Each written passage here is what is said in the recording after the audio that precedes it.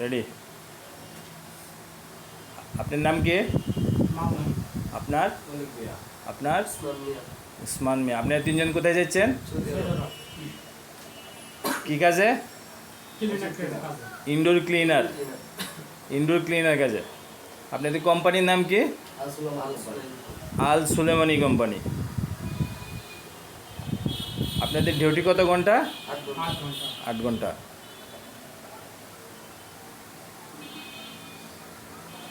আপনারা কোন অফিস থেকে যাচ্ছেন?